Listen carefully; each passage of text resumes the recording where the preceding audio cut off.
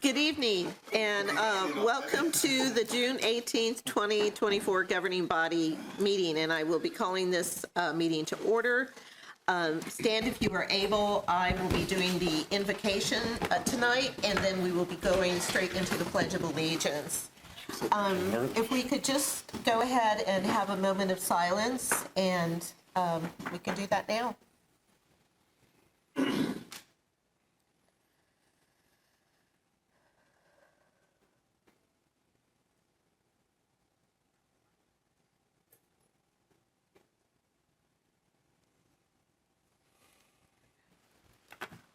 I pledge allegiance to the flag of the United States of America and to the republic for which it stands, one nation, under God, indivisible, with liberty and justice for all.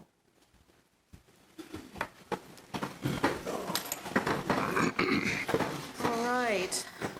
If we could go ahead and do the roll call. City Clerk. Mayor Padilla, Deputy Mayor Valdivia-Acqua, Here. Councilmember Hiller, Here. Ortiz, here. Banks, Here. Kale, Here. Miller, Here. Dobler, Here. Duncan, Here. Hofer. Here. We have 9 present. Okay, thank you. We do have one mayoral recognition tonight. It is a certificate for the Topeka Center for Peace and Justice. And if Pastor Carl Fraser, Regina Platt, and any others with the Topeka Center for Peace and Justice want to meet me down here.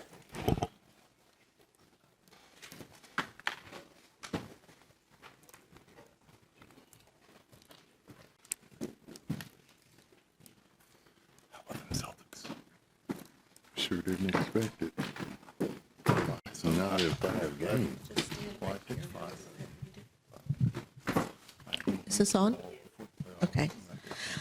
This is the certificate of recognition for the Topeka Center for Peace and Justice. In December of 1985, the Topeka Peace Resource Center opened its doors to carry its mission to promote and educate the community on peace and justice issues and established the Peace and Justice Library. In 1992, the name was changed to Topeka Center for Peace Incorporated. Peace Camp offers hands-on learning experiences for youth in grades K through 8. The camp uses a restorative practice approach. The students learn to engage with others and develop skills in intercultural competence, peacemaking, conflict resolution, trauma healing, and resilience. The program aims to create a safe environment where youth from diverse backgrounds can freely express their views and experiences while creating lasting connections. Growing in Peace is the theme for 2024, and on June 28, 2024, Peace Camp participants will take the lead in promoting unity and peace across the city of Topeka. During the Peace Walk, young individuals will have the opportunity to express and showcase their vision for peace in their community.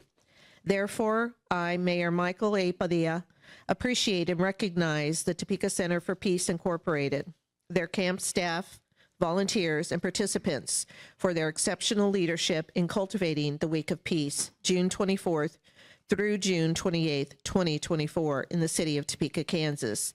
In witness whereof, I do hereby affix my official signature and the official seal of the city of Topeka, Kansas, on this 18th day of June, 2024.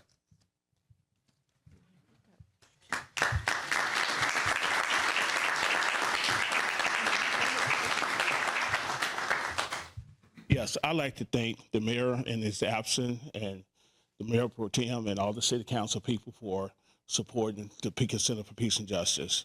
And also thank our restorative justice manager for all the things that she does in the community and all our other staffs. It's been a blessing. Peace Camp is an awesome opportunity for youth to come and learn about peace. With all the violence and all the destruction in the world, we can learn about how to have peace. And number one, you got to have peace within yourself if you're going to have peace in the community. So we'd like to thank you today.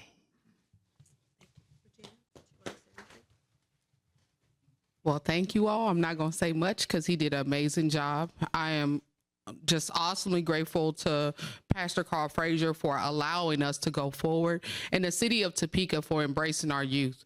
We have heard the call, we've seen the fall, and so when we look at our youth, we want them to be able to communicate what they are feeling, what they are experiencing, but be able to engage and make impacts in the community they live in. And so thank you all.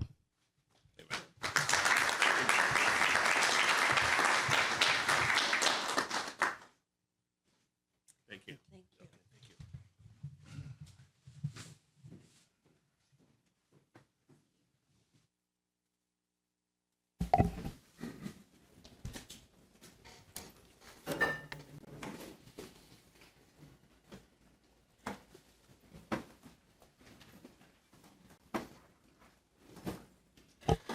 All right, now moving on to appointments and city manager. Sorry. Would you like the city clerk to read them? Yes, please. A is a board appointment recommending the reappointment of Nicholas Sides to the Downtown Business Improvement District Advisory Board to fill a term ending June 30th, 2026. B is a board appointment recommending the reappointment of Stephen Smith to the Downtown Business Improvement District Advisory Board to fill a term ending June 30th, 2026. C is a board appointment recommending the appointment of Kim Schultz to the Downtown Business Improvement District Advisory Board to fill a term ending June 18th, 2026. Thank you. Is there a motion to approve? Motion by Councilwoman Hiller, second. By Councilman Banks, if we want to go ahead and vote. Deputy Mayor Valdivia-Accola? Oh, sorry. Are we using the board? Yes. Yes, ma'am. Okay. So let's go. Clicked in. Can we do it? Fast. Can we do it now? Yes. Okay, thank you.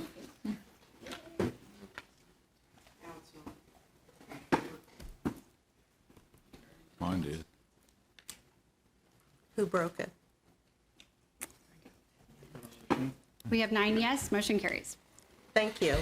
And do we have any of the board reappointment folks here or new appointees here if they want to stand up? All right, thank you so much.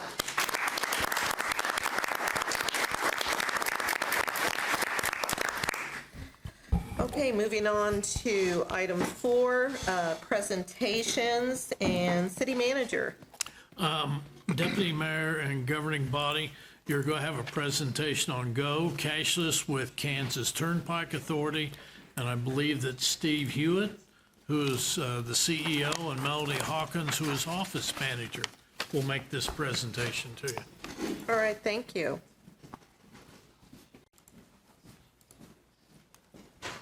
Well, good evening. Again, I'm Steve Hewitt, CEO of Kansas Turnpike. So we are awful close to July 1st, and July 1st we go live with cashless tolling. And so we just want to give you a quick, look at what this means. Obviously, with the Turnpike going right through Topeka, it'll affect a lot of customers that live right here in Topeka. So it's always fun to talk about what this means and educate folks. And so you probably get a lot of questions, so we like to educate you as well.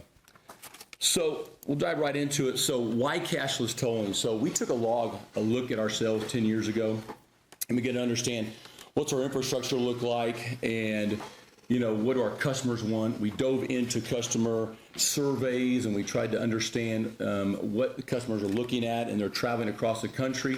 They're interoperable, meaning they're trying to understand how we can connect to other states and other systems. And so we did a few different things, and we get the feedback. And one thing we understood is from cashless tolling is that it's a safer opportunity. We want to make sure, as part of our mission and vision, is to offer a safe, reliable, affordable road. So safety comes first. So it's important we do that. And we're going to remove the toll booths. So what's this mean? So removing the toll booths, stopping the block in the road, and keeping traffic moving. So if we keep traffic moving, even at a slower pace, it is safer for the community and the travelers from moving one place to the next. We talked about, I just mentioned customer service and the convenience, and people were asking us, hey, I've been to Texas, I've been to Colorado, I've been to other states. we'd like you to look at this cashless system. This past year, we sent out received back 38,000 surveys. So when I talk about surveys, it wasn't just that we got a few back. We got 38,000 surveys back. 85% of those folks said they support cashless tolling. 95% of them said they love K-Tag and the system we offer right now. So that was good feedback. It was also good in timing. So we looked at ourselves. We had an aging system. So we were going to have to put some money into the toll booths. That system is aging out.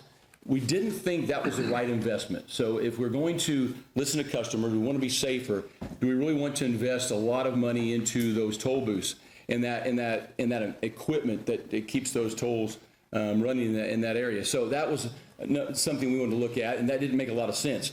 Then we also looked at our staff. And listen, everybody loves toll collectors, and you care about your staff. But one thing we looked at 5 years ago, and we made the call to say, yes, we're looking at, July 1st here in 2024, we looked at our staff, and 75% of our toll collectors would be at retirement age. It was the best time. We then implemented a workforce transition plan and began to job train, job shadow, education opportunities, get them transferred into other positions. And we have a lot of those folks that are going to move into call center positions. We're excited, as you probably know, we have a new facility here in Topeka that we house our engineers, our legal team, and a new call center. So a lot of those folks are going to go into that, and we're also going to hire some folks here in Topeka. So we're able to move our folks into different jobs, and it was a good time to get those folks to retire that are, collectors. And everybody loves collectors. And we want to take care of your staff. That's important. We would just want to put them on the street and put them on the unemployment line. It was a good time to look at that. So we made that timing as well. And then efficiency. Listen, it cost us a lot more for human capital and the aging equipment in the toll booths compared to the efficiency of cashless tolling we're going to. And we want to pass that on to the savings. For example, you receive a discount when you have a K-Tag because it's cost us less, and we pass that on to customers. That can be passed on to all customers if we look to an efficient system. We want to maintain low tolls. And so when you add safety, customer convenience, our staffing, our aging workforce that was going out, and the equipment itself, it was the right time for efficiency. We made that move. And also, when you talk about K-Tag, when I took over in 2014, I've been with the Turnpike now just 10 years. In 2014, we had 40% of our customers had a K-Tag. Today, we have over 70% of our customers, and growing, that have a K-Tag, and that's growing every single month. So the efficiencies, understanding of savings, money, time, we pass that along, and customers realize that. So again, we're going to open 12/01 July 1st. So we're excited about that. If you have a K-Tag, your life doesn't really change at all. Just keep moving. Trips versus transactions, meaning you probably see these gantries being built on the main line. So instead of you're being calculated at the booth, it's now every time you go through a toll zone, which is a gantry you'll see on the roadway. As a K-Tag, we're just going to ding your K-Tag, take your tolls from you. Not a problem. Nothing changes. If you don't have a K-Tag, you should get one because you're going to save 50%. That's the first thing. But number two, if you don't have a K-Tag, that's okay. Don't worry. We're going to look you up through your registration, through your license plate. We're going to send you a bill, or you have an opportunity to go online, pay through our app. It'll be an opportunity to help you. So, and so to push that forward, we have a new rolled out system called DriveKS. DriveKS.com is where everything's going to go. And so it's now our online portal for information. So if you have a K-Tag or don't have a K-Tag, if you're a customer or you're not a customer that has a K-Tag, not a problem. You go there. You can manage your accounts for personal accounts. You can manage it through business accounts. If you want to get a rental car, hey, I want to maybe get the best rates possible. Go online, type in the rental car information. You can receive those. If you have a K-Tag customer, receive those low tolls. Again, I want to emphasize K-Tag, though, because it's the most efficient way. We're passing it on. I have to look you up and find you and send you a bill. It's going to cost you a little bit more. But again, we want to make sure we're passing it on to our customers. And we are compatible with a lot of states. And so, as you probably know, Colorado is now coming on board as of a couple weeks ago. We're already compatible with Oklahoma, Texas, Florida, and we'll continue to grow with other states. So you can then use that K-Tag, and those systems across the country will continue to grow that in the future. But again, everything goes to DriveKS. All your information about cashless tolling is on the website. You can manage your tolls, get receipts, information, break things down. And I'm excited to also announce that with our efficiency in cashless tolling, we'll now have the lowest toll rates for a cashless system in the country. So 4.8 cents a mile for a customer, real simple to calculate. 13.8 cents a mile for commercial customers. So a typical class 5 semi. So again, we're excited to roll out an efficient new system, a big investment for us, but we want to make sure it's safer, more efficient. We're going to pass that savings on to the customer and offer a better environment, I think, for Kansas Turnpike. Again, we have a reputation and values that lasted for over 65 years. It's the biggest change we've made since we really built the Turnpike. But I think it's the future of where tolling's going. I think our customers expect it, and we want to offer a good system. But again, you're going to probably get some phone calls asking what's going on, what's happening, all these things that are happening right now. So don't worry, we're here to help.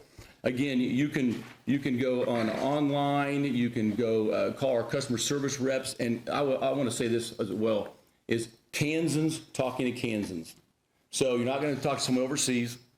You're going to talk to a person that lives right here in Kansas. My call centers are in Wichita, Topeka, Lawrence. We're here to help you. Online portal, our web application for your smartphone goes out in July as well. So we're here. You can send us a direct message on social media. We want to make sure that your customers, your citizens are informed. We're here to help. I know change is hard, but I want to also point out, so the toll booths don't come out before July 1st. We'll pull out, we'll keep you moving through the toll booths day one, but over the next year and a half, you're going to see toll booths removed, especially right here at our toll plaza at 177. By the end of this year, we'll pull those booths out. We have some new signage going in, re-engineer that area, and so make it easier for customers to understand where they're going, pull those booths out, make it easier and faster and more convenient. So we're really excited to roll this out. I always want to point this out that we don't receive any tax dollars. So we're living and dying by the tolls. So we're living and dying to try to make sure we are good for our customers, so our customers keep coming back. If you have a choice, you don't have to take the Kansas Turnpike. It's a premium, so we want to offer you a premium service. But I'll tell you, the investment we're putting in this is going to cost us over $100 million, but we know it's good for long-term efficiency and safety, and that's what we want to make sure we're providing to our customers. And I appreciate the opportunity. I went through that really quick, but I did want to make sure that I got in front of you so you can answer questions from your citizens. Send them our way. We're here to help, but we're really excited that less than 2 weeks away, we're going to roll out our first cashless tolling effort, and we're pretty excited. So, and I'll stand for any questions you may have regarding our new program. Thank you for your presentation. Governing body, any questions? Councilwoman Hofer? I'll take advantage of you being here. We've had a KTAB account for, I think back in the 50s. We had the old credit card, but I still go to the My KTAG account so I can pull up my monthly statement. It's not changing. So that's going to roll in all that information. You don't have to worry about doing anything. It's going to roll into Drive KS. So you now have that account with Drive KS. If you're a new account person that doesn't have a KTAG, once you drive through us, the account will be set up for you through your license plate, but nothing will change for a KTAG customer. Drive KS has all your information there, or the app. Just pull your same information up. If you run into any hiccups or questions or concerns, call us, reach out to us, we'll help you, but everything just transfers right over to Drive KS. So that old app and that information goes away, but if you go to that website, it'll transfer you right into Drive KS. Okay, thank you. Councilman Kelly? Thank you. You kind of talked about out-of-staters coming in. What are you putting up signage or anything to let them know kind of where they can look at toll rates and things like that? Because I know that can be a shock to some people, and it's been a shock to me when I've driven on the East Coast recently that you don't even realize sometimes you're on a toll road and next thing you know you get a $25 bill. But are you going to put up signage? Yes, that's a great question. So currently we have signage going up right now. Some of it's covered up, and so we'll unveil that come July 1st, or actually June 30th, that day, that weekend. But you're starting to see signage right now that says Drive KS. So go to Drive KS. That is being added right now. We've added some toll signs, some additional toll signs, so you understand as you get on our road. Because now you won't have the toll booths to warn you, oh, I'm on a toll road, right? So the system-to-system connection is much smoother. So those new toll signs are going to come up. Signage is definitely going to increase. We have a new gantry signage is going to be just just east of our exit on 177 on our main line. Is going to talk about that as well. So you're going to see more signage definitely here in this area. But yes, across the turnpike, lots more signage will come out to warn folks that, because I understand what you're saying.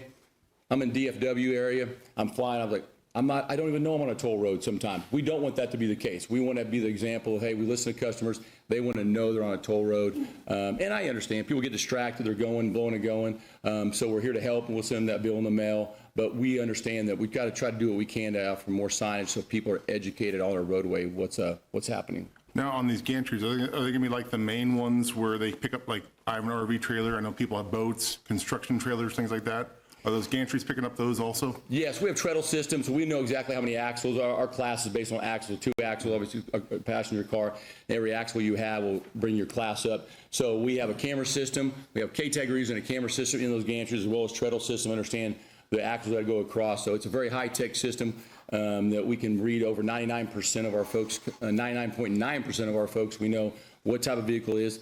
And so, but again, if you were pulling a boat or this or that, or you weren't pulling a boat and you had an issue, you can always call us, and we take pictures and we do those kind of things to help to verify those things. You can contest an issue, but we're very pleased and excited about this new state-of-the-art system rolling out that we can tell exactly what vehicle it is. So we'll know exactly, we can tell what type of vehicle it is or what trailer it is, front and back plates, and we'll know how many axles. I do have to commend, you like you said, the staff on the call center. I've had a few issues with the trailer, my trailer coming up as double axle when it's a single, and every single time I call, it's been a breeze to deal with, and like you said, it's great that Kansas helping Kansans on that aspect of things. Thank you. Councilwoman Ortiz. Thank you, Deputy Mayor. I think signage is good. I have a sister that's coming in from California, so she'll fly into KC and get a rental. How will that be handled? Because 2 weeks later, she would be dealing with that. So it's really simple. If you'll go to DriveKS, send her to driveks.com, she would type in the rental information and the date she'd have that rental. So then when she's on the Kansas Turnpike, she'd have that account built, so we'll know we can connect that. We'd love her to get a K-tag and get that billing information, get the lowest rates, but that is a real simple situation. Now, I want to explain, though, rental companies, your agreement is with the rental company. Some rental companies already have transponders in the window. That's because they've already tied in potentially like with Houston or Dallas or something. And so then those are tied into our interoperability agreement. So you're going to have to go through your rental company and pay the tolls through them, and then we cover through our interoperability agreement, so you wouldn't work through us directly. But if they do not have a transponder in the rental car, your recommendations are make sure you get the account set up, plug in the information, the license plate information, and the date you're going to rent it, and you're going to return it back, and you can get the best rates possible. But she doesn't know until she gets off the plane what she'll have. What I don't want to see, and I hope we don't see, is people that come to Topeka and then, they're saying, I've seen it said that they're going to be charged double if they go through and they have to bill them. So we don't really want that for our out-of-towners. And so that's why I'm really concerned.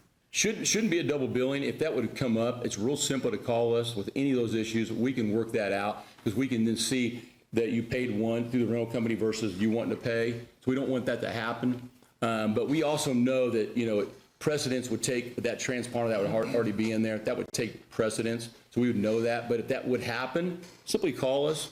We'll work through that. We'll pull those out so you're not billed twice. You're just billed through the rental company. We can definitely take care of that. Okay, thank you. Councilman Dobler. Could I get you to just add a couple axles to Kel's bill every time he goes through? We'll take the revenue, yeah. You're doing that already. No, I just wanted to say, and I think I said this last time that David was here, we appreciate your new office in Topeka. You mentioned you have Wichita and Lawrence, and we love the fact that you have a bright new office on South Topeka Boulevard. It makes the area look good.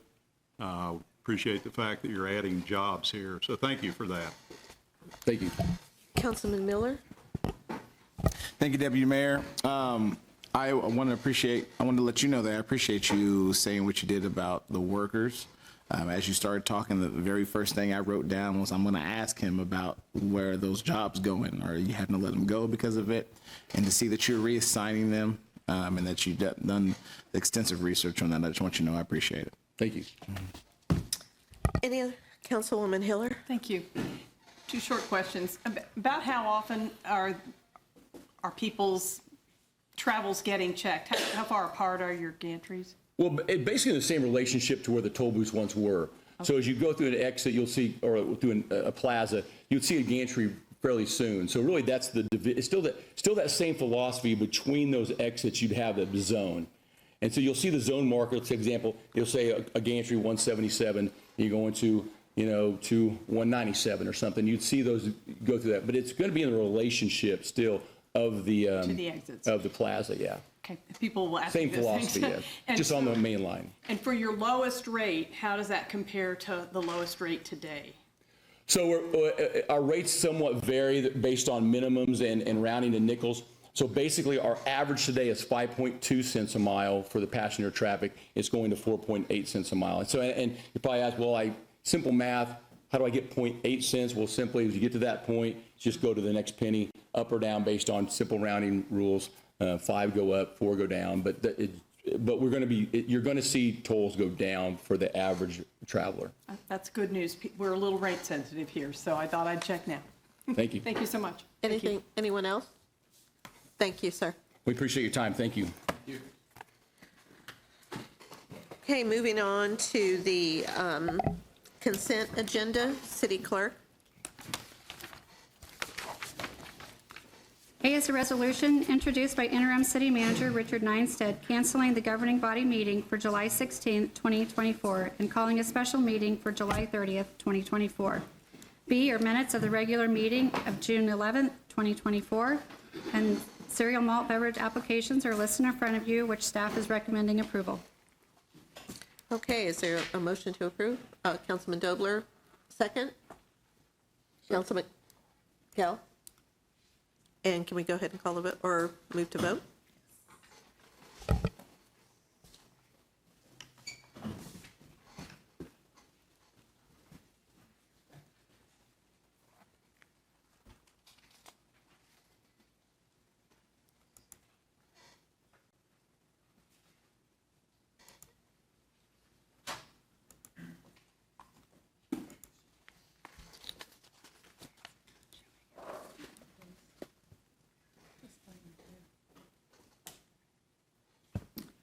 Nine yes, motion carries. Thank you. Now we will go ahead and move on to action item 6A, and this is also City Clerk.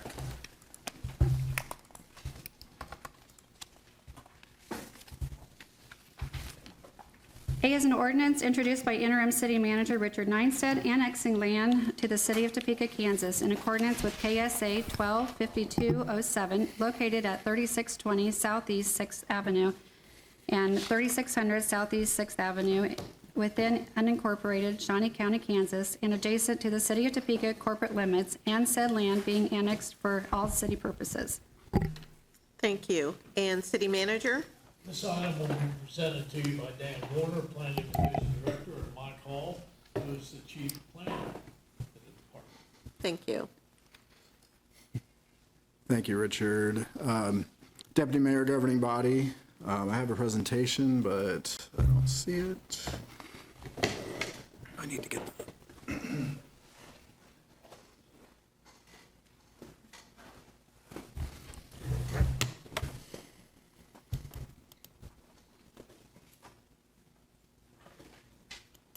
The zoning cases.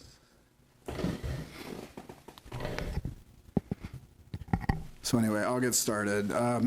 Again, Deputy Mayor, Governing Body, the applicant requests annexation of the land that sits directly west of their food processing facility at 6th and Croco Road. The applicant intends to construct a parking lot for semi-truck trailers on the property. The zoning case related to this annexation is the next item. The property is adjacent to the municipal boundary, and the owner has consented to annexation. Annexations of this type may be approved via an ordinance by the governing body. So the Planning Commission reviewed this annexation and determined it was consistent with the comprehensive plan, and staff recommends approval. Okay, and is there any comments or questions from the governing body? Okay, I do need to, before Oh, I'm sorry, Councilwoman Ortiz. Thank you, Deputy Mayor. Dan, is this the property to the west of Reese's at 6th and Croco? Correct. It's a large vacant lot that's directly to the west. And they already own that, correct? Correct. Okay. So they want to build more of a parking lot next to the parking lot that they already have? Right, they want to build a large parking lot for semi-truck trailers. You know, they've got them kind of scattered around town at different sites, and they're going to try They to sure do. put them on this site. Okay, I just want to make sure I'm where I'm thinking at. I will make a motion to approve this. This is in my district, and I want to share with my colleagues right now. I still call it the old, oh gosh, I just lost my train of thought. Volume Shoe. What has happened is, across the street from them, there's parking lot that was owned by Mr. Lindenmuth, and some of these big trucks are parked there. And it's tore up that area, but they're parked there and they're waiting on to load up and to move on. Then we had some that were in the middle of Deer Creek Traffic Way. That's 40 miles, so we've had that issue. The police was real good about going down there and telling them they could not park there, and they needed to move on. So then they got with Volume Shoes owner, and so now all of their trucks are right there out of the street, and it's in that parking lot. And so a lot of their trailers that they unhitch are there and they're waiting. My NIAs and my constituents in that neighborhood have complained. We've got trucks going down our narrow streets. We had one that took out a fire hydrant. They're not even to be down our streets. So we've had a lot of issues. So if we can get them further up, I think that would be great. And especially a designated area that they have to wait on their shipments or to pull over. I think that would be great, because between that property, if you look on the map, between that property and closer to the closest home, they own all of that property. So there's a lot of property for them to build on. And actually, there's a lot of property on site. I never understood why they didn't have that, but maybe they need more space. So I appreciate that. If you have anything else to add, then I would appreciate that too. But I would approve it for those reasons. Before I get a second, do I have to read the ex parte? You can do a second and then read it. Okay, second, do I get a second on Councilman Dobler? Before the vote, I do need to read the ex parte communication. Prior to the proceeding with the vote, each member of the governing body who has engaged in ex parte communication with any individual, either in favor of or against the matter being considered, must state that the communication occurred and indicate that even impartially considered the measure, in light of having engaged in the communication, they were able to fairly, objectively, and impartially consider the measure based only upon the evidence provided on the record. The record includes the Planning Commission minutes, the staff report, and its attachments, the public comments made during the Planning Commission hearing, and similar relevant information related to the matter. So at this time, I ask, has there been any ex parte communication? Okay, Councilwoman Ortiz? I have had conversations, I've had meetings with the proponents and opponents, and I can fairly make a decision. And I would also like to ask Dan if I cut him off, if he had something else that him or Mr. Hall wanted to add to that. Thank you. Nothing else, thank you. Okay, anyone else, ex parte? All right, if we will go ahead and proceed to the vote.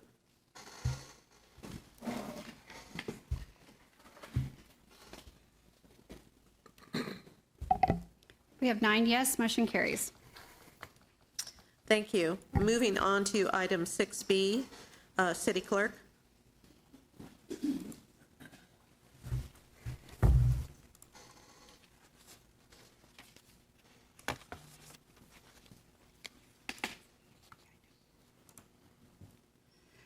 B is an ordinance introduced by interim city manager Richard Neinstead, amending the district map referred to and made a part of the zoning ordinances by section 1850050 of the Topeka Municipal Code on 84 .7 acres of land located at the northwest corner of Southeast 6th Avenue and Southeast Croco Road from planned unit development with I-1 light industrial uses and RR1 rural residential district to all PUD with I-1 light industrial uses, district uses to allow expansion of the Reese's food processing operation to include construction and operation of a storage lot for 105 semi-truck trailers.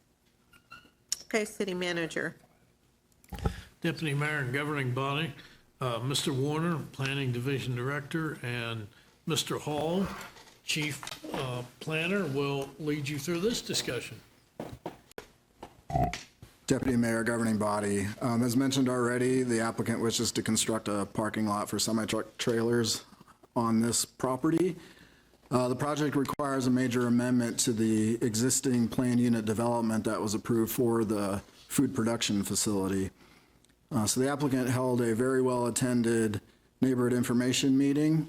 Planning Commission held a public hearing on this item in April, heard from the applicant and also from neighbors.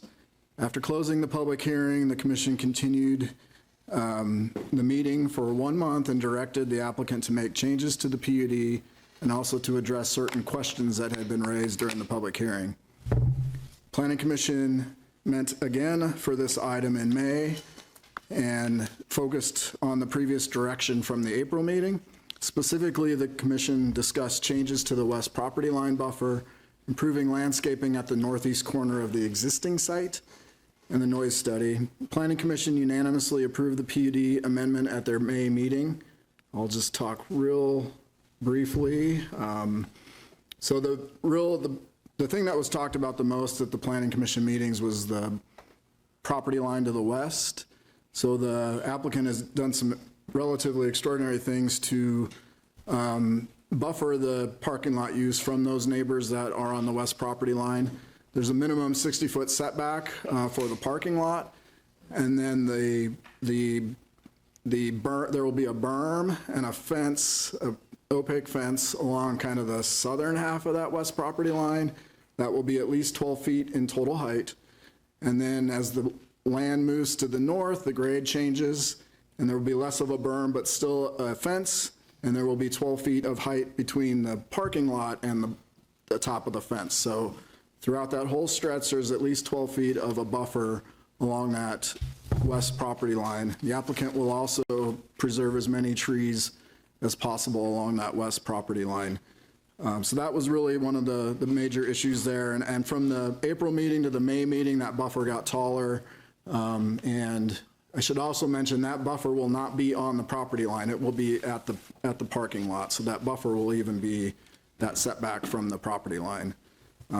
With that, Deputy Mayor, Governing Body, staff recommends approval as well. I'll be happy to try to answer questions. Thank you. Any questions or comments?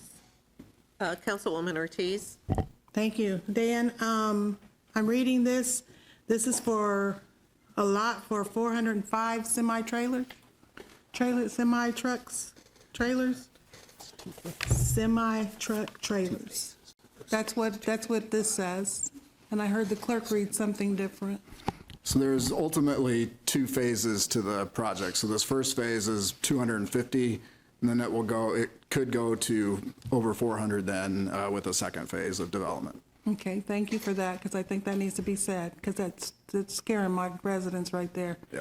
And the other thing is, on the first phase, when we had that, I had went in and requested that when they actually did their landscaping, that they put in a sidewalk through there on the south side. Will that be done? Is that part of the plan?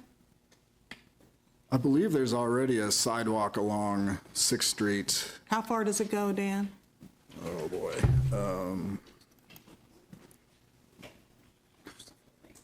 It goes at least the full length of their property currently, I believe. Okay. If not, I'd like to see that. Okay. They put that sidewalk in when I requested it, when there was no sidewalk before, and I think that's been helpful to get traffic out of that street and people walking to and from work, and also the bicyclists. Okay. Okay? If we could do that. With that said, so this is the first part of it, the first phase of it. That's my understanding, correct?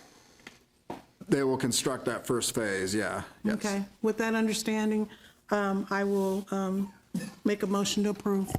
Any other questions, concerns? Second, Councilman Banks. Before the vote, another ex parte communication.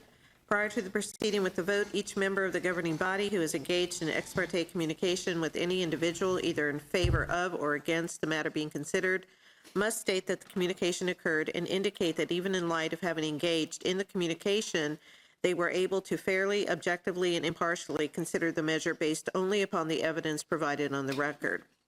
The record includes the Planning Commission minutes, the staff report and its attachments, the public comments made during the Planning Commission hearing, and similar relevant information related to the matter. Any ex parte?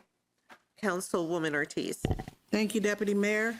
I've had emails, phone calls, and face-to-face conversations from opponents and proponents, and I can fairly make a decision. Thank you. Okay, and did we have a second? Did I just say we had a second? Okay, thanks, sorry. Okay, moving on to the vote. Oh, okay, Councilman Duncan. Just a question that applies to this is, and even the next one, just a generic question.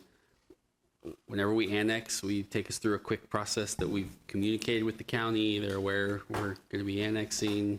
Just walk us through that process very briefly. I don't need all the, but just so we can make sure we've touched those bases. Sure. When we get the first note of an annexation, we notify the township with whatever contact we have. We notify county planning and county public works, and then we run a cost-benefit analysis with various city departments. So there's a host of things we do when we push that out the very first time. Thank you. Now the vote.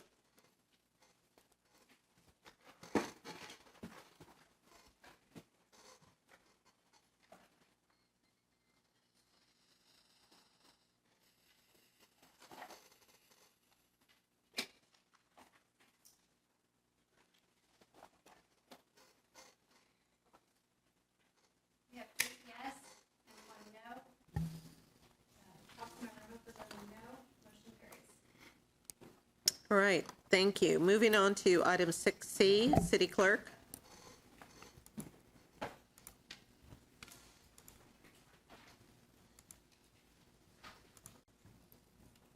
C is an ordinance introduced by interim city manager Richard Neinstead annexing land to the city of Topeka, Kansas in accordance with KSA 125207, located at 6545 Southwest 10th Avenue and 6549 Southwest 10th Avenue within unincorporated Shawnee County, Kansas, and adjacent to the city of Topeka corporate limits, and said land being annexed for all city purposes.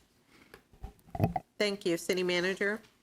Deputy Mayor and governing body, this annexation presentation is being presented to you by Mr. Warner and Mr. Hall. Thank you. Deputy Mayor, governing body, this is the second annexation case to review tonight, and you can expect at least 2 more coming your way in the near future. So we're having a little bit of a heavier annexation cases this year so far. So A24-3 is a request by the owners of 6545 and 6549 Southwest 10th Avenue for annexation. That's the sports center property on Southwest 10th Avenue. The applicant wishes to construct a multi-level driving range facility on the property. That proposal has triggered a development review as a minor amendment to the existing conditional use permit. That is an administrative process. The property, as you can see on the aerial, is surrounded on 5 of 6 sides by the city, and the owner is consented to annexation. Annexations of this type may be approved by ordinance by the governing body. Planning Commission reviewed this annexation and determined it's consistent with the comprehensive plan, and staff recommends approval as well. Happy to answer any questions. Thank you, Dan. Any questions, comments? Okay. Do we see a motion to approve? Councilman Kell, second. It's hard looking around all the time. Okay, Councilwoman Hiller. And let's see, I do need to do ex parte communication again. Prior to proceeding with the vote, each member of the governing body who has engaged in ex parte communication with an individual, either in favor of or against the matter being considered, must state that the communication occurred and indicate that even in light of having engaged in the communication, they were able to fairly, objectively, and impartially consider the measure based only upon the evidence provided on the record. The record includes the Planning Commission meetings, the staff report and its attachments, the public comments made during the Planning Commission hearing, and similar relevant information related to the matter. Any ex parte? No? Oh, Councilwoman Ortiz. I had a phone call from Mr. Walker. All right, thank you. So move to the vote.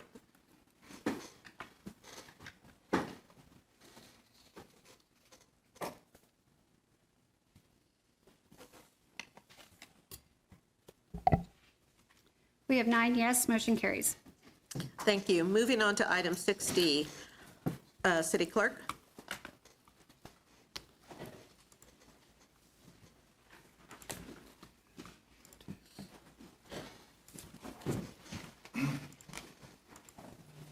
D is approval of a public works engineering contract between the City of Topeka and Bartlett and West in an amount not to exceed $348,048 to perform professional engineering services. City Manager. Deputy Mayor and governing body, Braxton Copley, Public Works Director, will make this presentation. Hello, Braxton. Thank you. A couple of weeks ago, we had a contract on the consent agenda for the engineering services necessary for the Revitalization. That canceled, that contract was removed from the consent agenda and then it was voted down by the governing body. That contract was for just about $3.4 million and was for all of the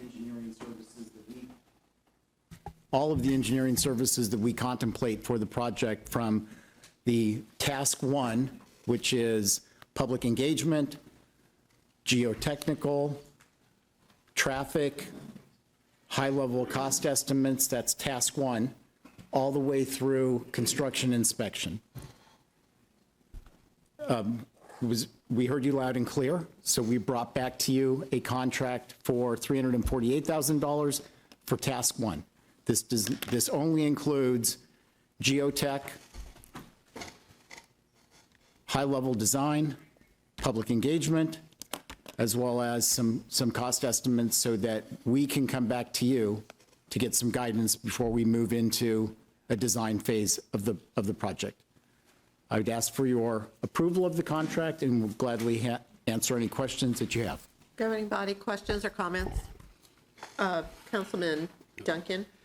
Just briefly, I was the one who asked it be pulled off and had some concerns. I just want to thank Braxton. I want to thank Bartlett and West. I really, truly do believe that this way will help us as we navigate this with the citizens who live in that area. And I do think long-term it'll be more beneficial to the project as a whole as it moves forward. So I just want to thank all of them for hearing us and going back to the drawing board and bringing us this alternative solution. So thank you very much.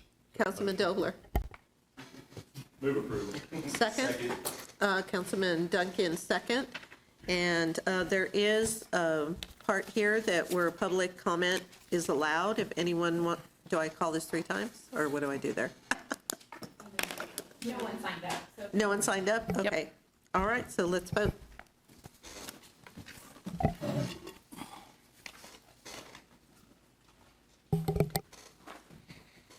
We have 9 yes, motion carries. All right, thank you. Moving on to item 6E, City Clerk.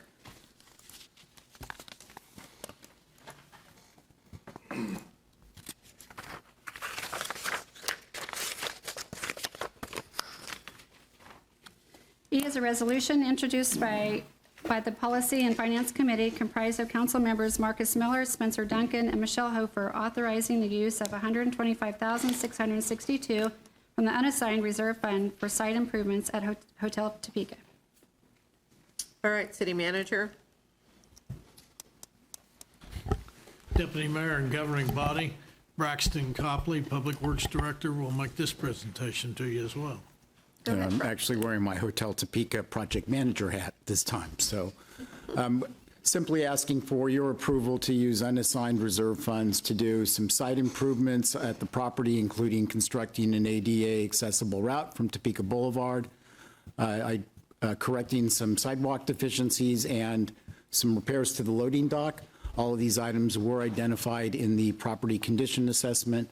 I would ask for your approval and will gladly answer any questions that you all may have. Comments or concerns, governing body? Councilman Duncan? Thank you, Deputy Mayor. Policy and Finance took a look at this, and this comment will apply to this one and the next one, so you don't have to hear me twice.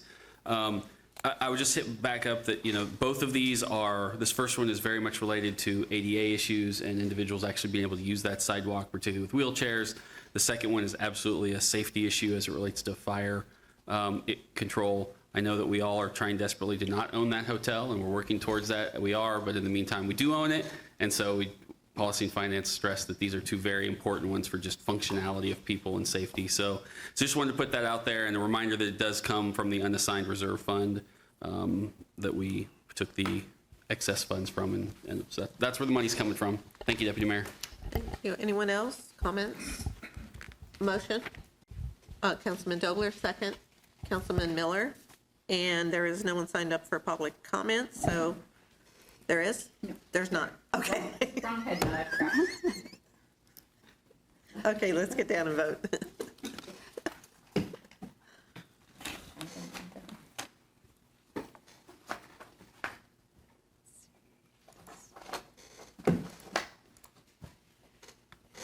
We have 7 yes and 2 no, with Deputy Mayor Valdivia Acala voting no and Banks voting no.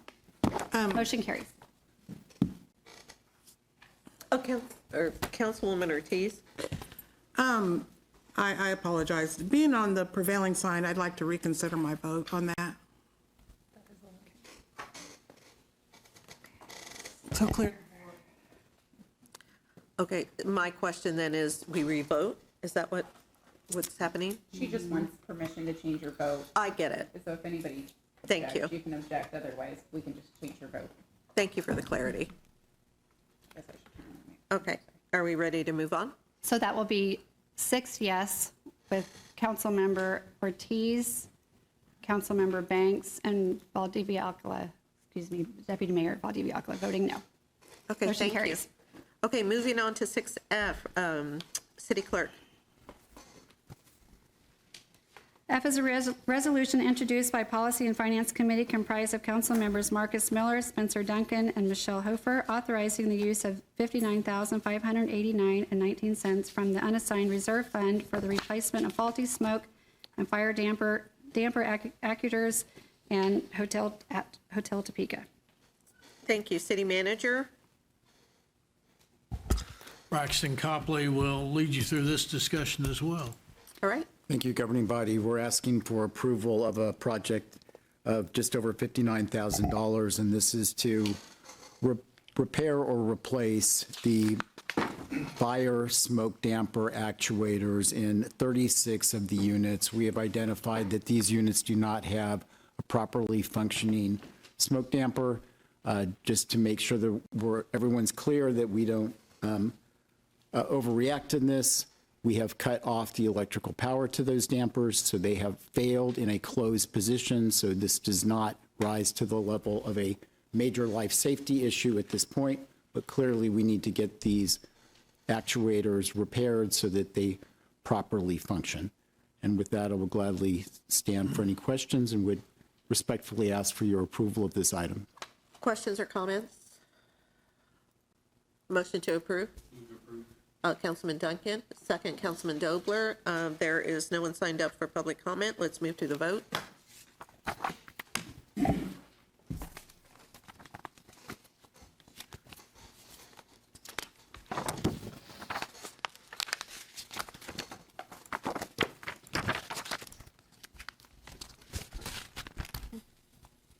We have 5 yes and 3 no, with Deputy Mayor Valdivia Acala, Ortiz, and Banks voting no. Motion carries. Thank you. Moving on to item 6G, City Clerk. Deputy Mayor. I'm sorry. Oh, yes. If I may. ICM, Richard. Yes. I just didn't vote. Failed What, I apologize. what's wrong? Are you here? wanting, I'm sorry. if I- Sure, yes, vote is fine. Sorry. Yeah, it has to have Okay. six to carry.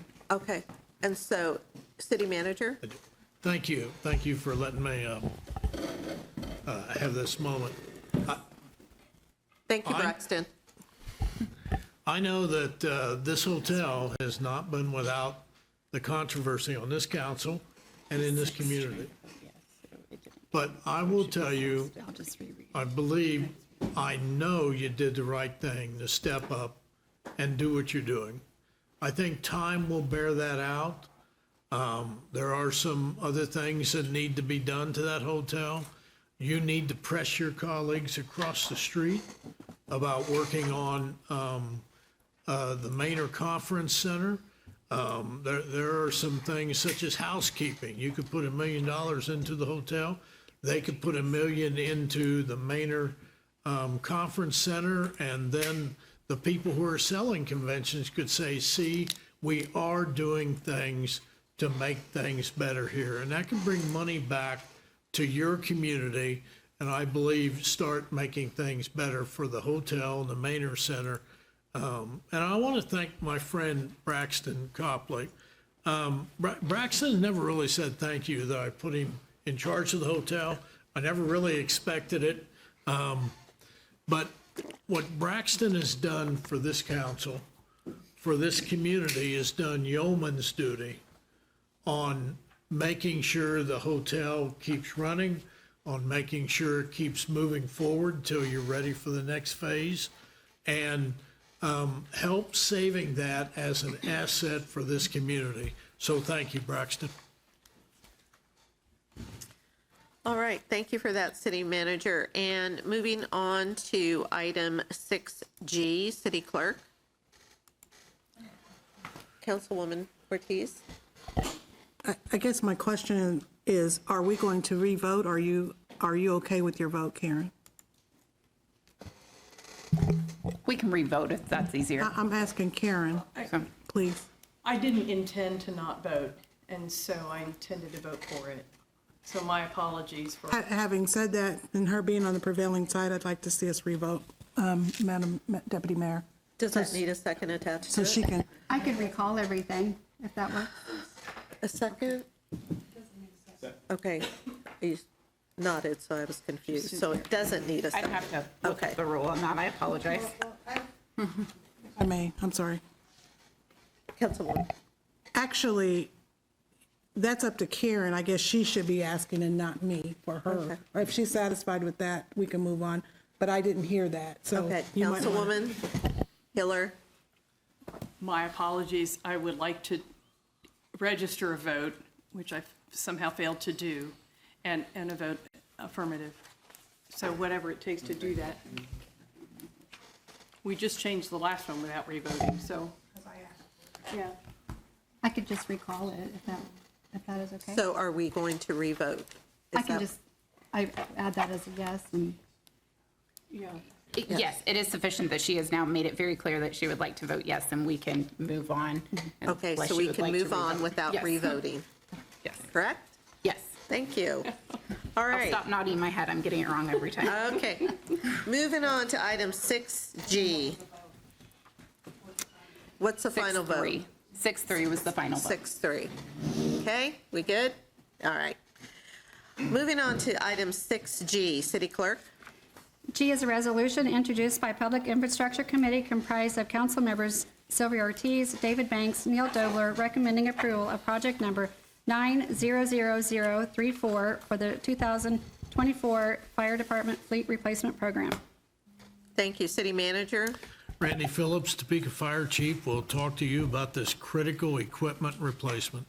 Chief. Thank you. This is, if approved, this would allow us to place the order for 2 additional fire engine apparatus for 2027 as part of the approved previously CIP process. As this project is over $250,000, that's why we are back here before you tonight, and I stand for any questions. Governing body questions, comments? Councilwoman Hiller? I have just one question, and that is, I'm very comfortable, it sounds like from what you said, we need to order them now in order to have them by 2027, correct? Yes, ma'am. My question would be, is the vote tonight endorsing or re-endorsing bonding them versus paying cash for them? Is that part of this vote?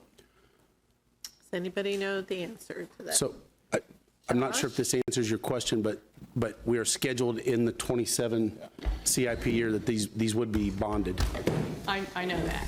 So it wouldn't, you're not necessarily approving a bond sale vote tonight, but this would give authority for it to appear in the fall bonding list when we bond this fall.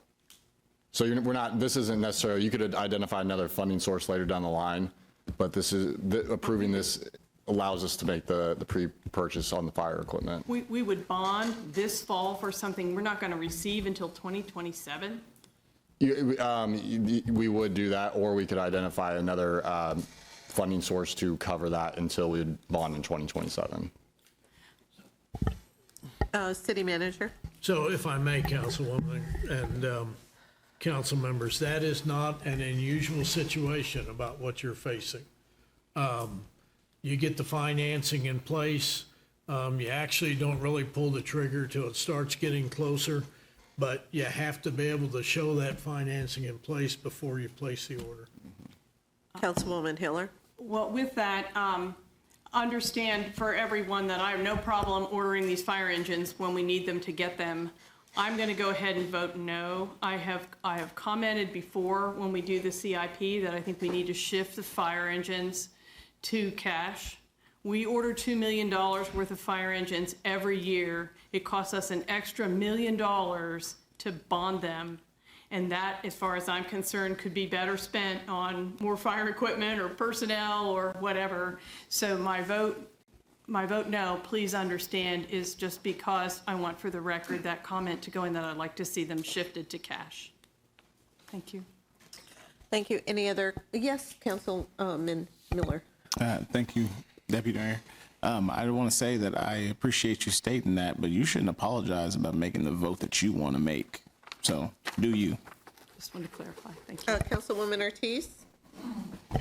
Thank you. This came before the Public Infrastructure Committee, myself, Councilman Banks, and Councilman Dobler. It's not like buying a car, Karen. I wish it was, and we could save that money. But they've got to have that money in order to start building them and doing what they need to. So with that, I'll make a motion to approve, and my colleagues can chime in if they'd like to. Second, Councilman Kell, and I show that no one has signed up for public comment. Anyone else? Councilman Dobler? Duncan. Sorry. So do walk me through. So when we put this order in, and I get we have to order it now, and hopefully we're going to get it in 3 years, right? It's crazy how far behind they are. But when do we actually pay for it? Like, when do they want money for the purchase of this vehicle? I guess you're making the prepayment.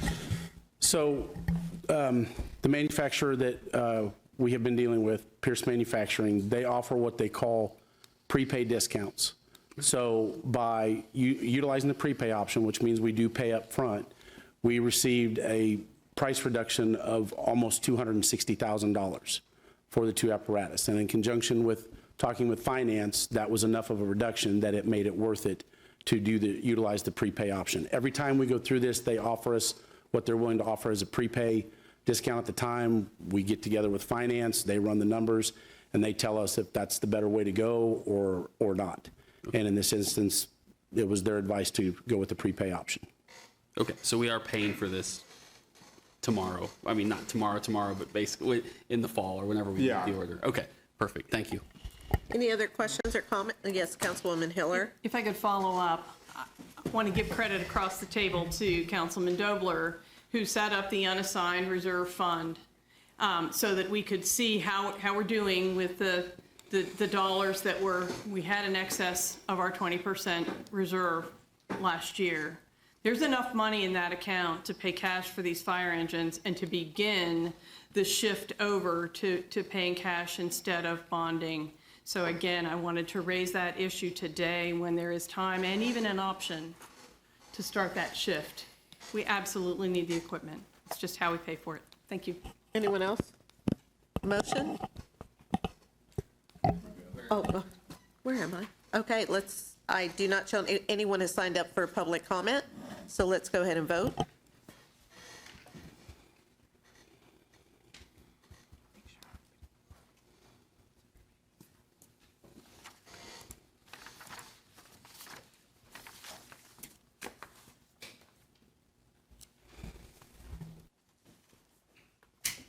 We have 8 yes, with Councilmember Hiller voting no. Motion carries. Thank you. Moving on to action item 7A, City Clerk. A is a discussion regarding the renewal and adoption of the Neighborhood Revitalization Program for years 2025 to 2027. City Manager. Mr. Warner, our Planning Division Director, will make this presentation to us. Dan? Deputy Mayor, governing body. So the city's neighborhood revitalization plan, for those of you that may not know, is a tax rebate program for certain parts of the city. And I will go into some detail about how that all works in this presentation. And I want to note that we're presenting this because the existing plan expires at the end of the year. So we're in a process now of starting the renewal. So Topeka was the first city to adopt the NRP, and it was authorized by state legislation in 1995. The city's approved 9 kind of updates since 1995. If we go all the way back to 1995, we have all that application data. So we've had 903 total applications since 95. 647 have been approved. We have a total investment of $504 million. Of that, 390 is commercial property, 126 million residential.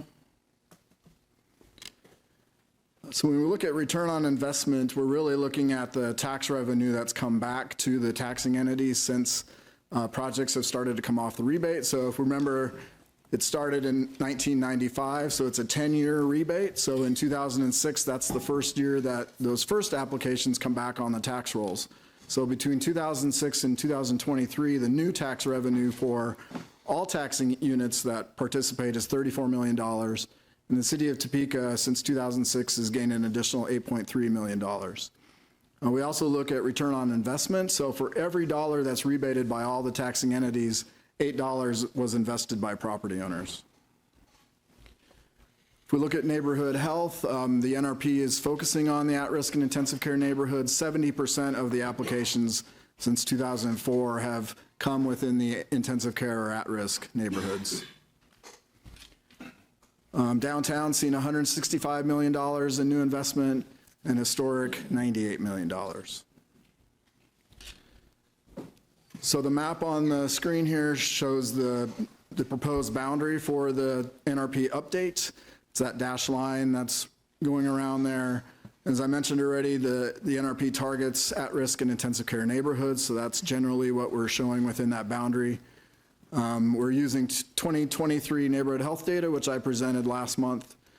Overall, this boundary reduces the area from the existing one about 1 square mile, and that the areas outlined in purple are the areas that are coming out of the NRP basically because of a health change, a positive health change.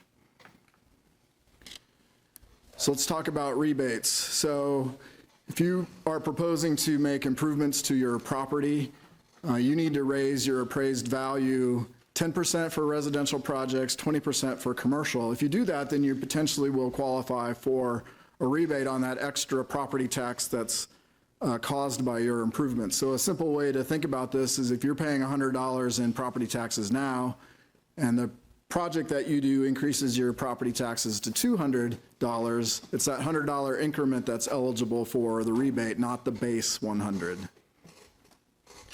There's three rebate types within Topeka's NRP. There's a standard rebate, which is 95% for the first 5 years, 50% for the next 5 years. We have a standard plus 10, which is 95% for all 10 years. And this to qualify for this, you need to be in intensive care, historic, or creating new housing. So any new housing unit gets the standard plus 10. Standard plus 20 is 95% for potentially 10 additional years on top of the first 10. Requirements there, it must be within a TIF district, a $10 million investment, and have a housing component. And that's ultimately governing body approval for those extra years. So the but-for test, we don't have a but-for test for our standard rebates. We already target the most investment-challenged areas.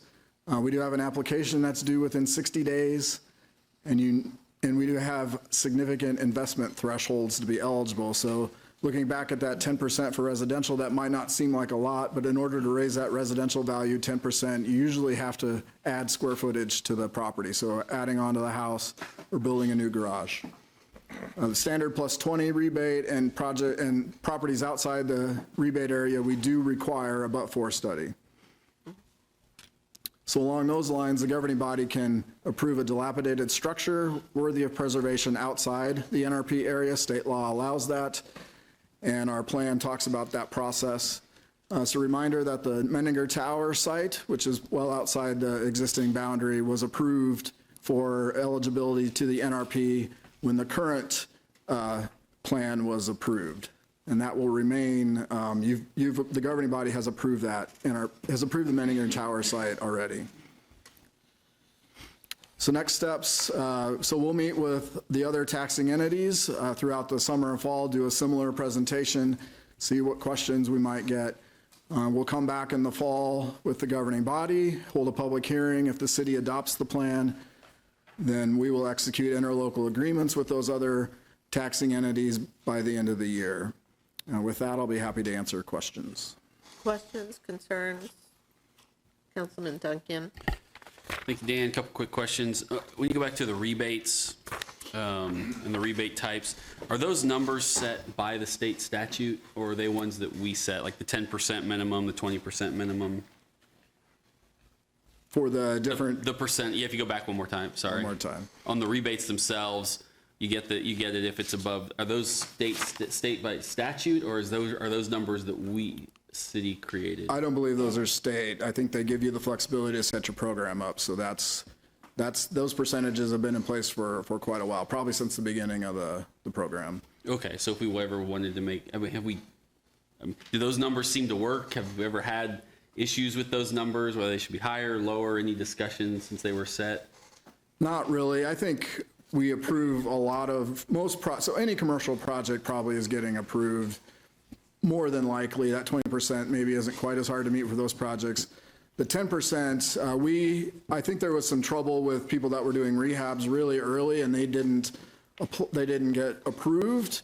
But we left it at 10% because you're really targeting the most significant projects, I think, with the program. So No, that helps. I mean, the goal of the program obviously is to encourage people to do the work to get the rebate to revitalize these areas. So, Right. and we're going to figure out tonight, but it may be something worth looking at on the residential side if we could improve that rebate, therefore improving people's, desire to those areas. Okay. I don't know that you have an answer on this one tonight. One of the reasons that we included the Menninger Tower in the last one was because at that time they had an owner who wanted to convert it into something very specific, and doing that was helpful to them getting some state dollars. It's my understanding they no longer own the tower. It is now under new ownership. Could we get some kind of update, something from that? Could you folks please reach out to the new owner at some point and ask them what their plan is with Menninger Tower, so that we can have that information, because there's been talks about if it's going to be preserved, how it will be preserved. So I know you don't have that answer tonight, but it'd be nice to know that information. I think we can do that, yes. Okay. Yeah. Thank you. Thank you, Deputy Mayor. Councilman Dobler? Thank you, Deputy Mayor. Dan, I really appreciate this program and the work you guys put into it, the presentation tonight. How much of this is reactive and how much is proactive?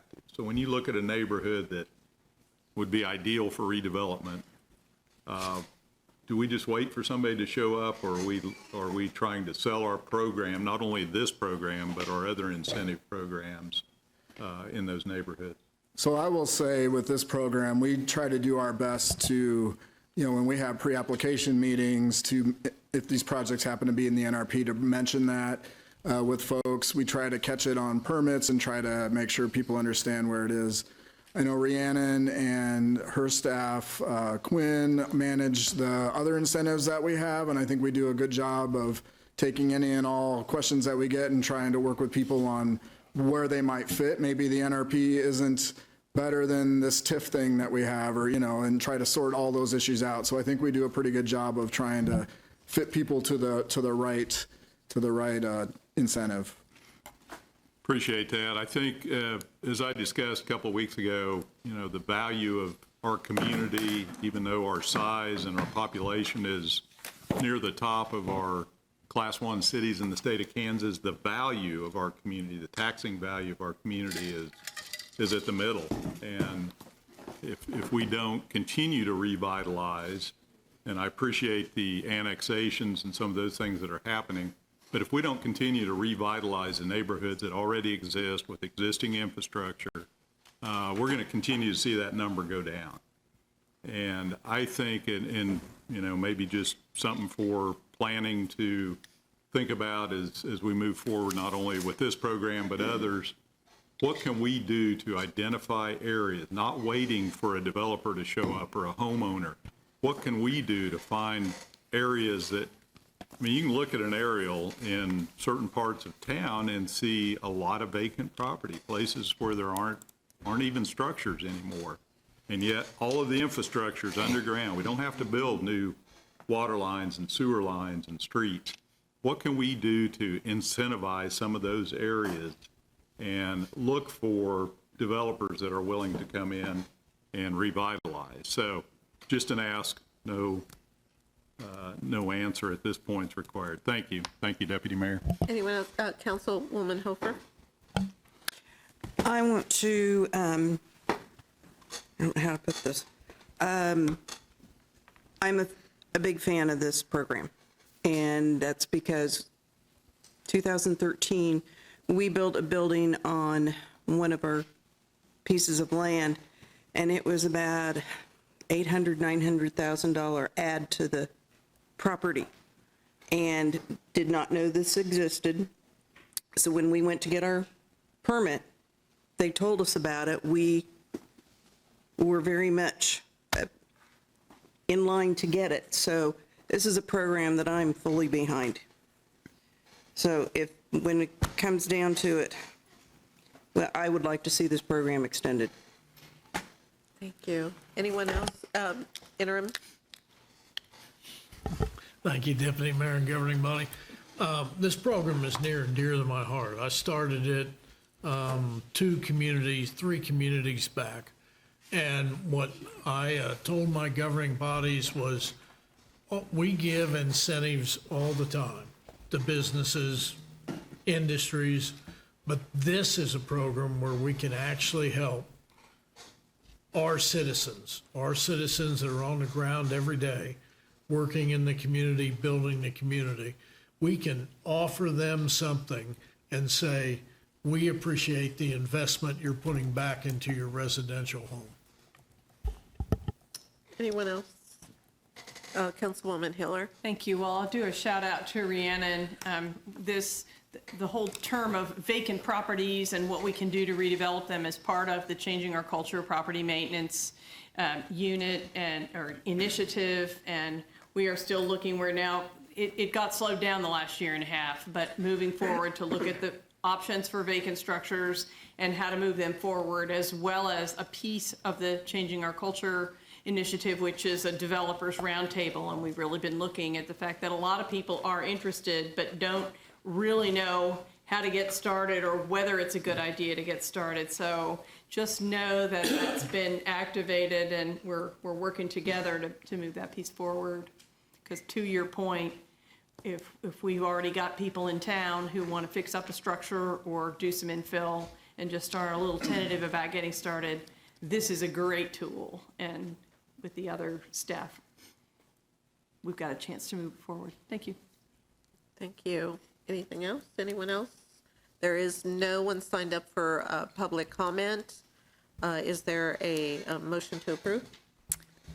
This Oh, is discussion. I thought it said action items. Oh, wait, forget it. Faux pas. All right, moving on to section 8, public comment. I do see we have signed up 3 individuals at this time. I will call the individuals signed up to speak for general public comment to the podium. Each person will have 4 minutes to address the governing body. And the first one I have listed is Paul Lastly. Okay, Paul Lastly.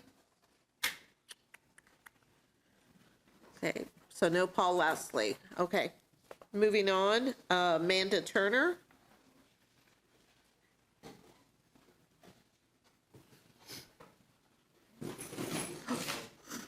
No Paul.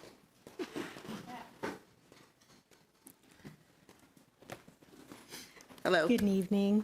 I am Amanda Turner. I actually manage the Hunter and Lane Boutique located in the 800 block of Kansas Avenue. I'm also the chair of the Downtown Topeka Merchants Committee, representing the downtown businesses. As of now, I'm the sole employee of the business I run, which means I'm in the boutique daily from open to close, often early in the mornings or later into the evening hours. Generally, my foot traffic varies as consumers often arrive during those peak times, but there's been increasing days where I've continued to become capitalized by the certain unsheltered individuals that continue to loiter in the area during the day hours. It's to the point where it's becoming increasingly difficult for me to even feel comfortable in my own space, being the only one there pretty much all the time. I've often had to ask some of those individuals to leave the premises because they are coming inside and causing disruptions for me and my customers. Time spent on activities outside of improving my business alone is considered a loss for me at this point. When the unsheltered individuals linger, my customers are then faced with concern and uncomfortable feelings regarding their safety that direct them elsewhere to shop. I've had a few customers that are in there with stuff in hand, and when these individuals enter the store, they will put stuff down and leave. And it's just hurting our intake and our business at this point. It's to the point I've had several customers even express to me that those individuals are the reason they don't come downtown anymore, because them as customers don't feel safe either. I just think there needs to be a solution provided that can give these individuals either the help they need or guidance they need elsewhere, so they are no longer affecting the local business owners that are just trying to get by. So, thank you. Thank you. And we have finally Henry McClure.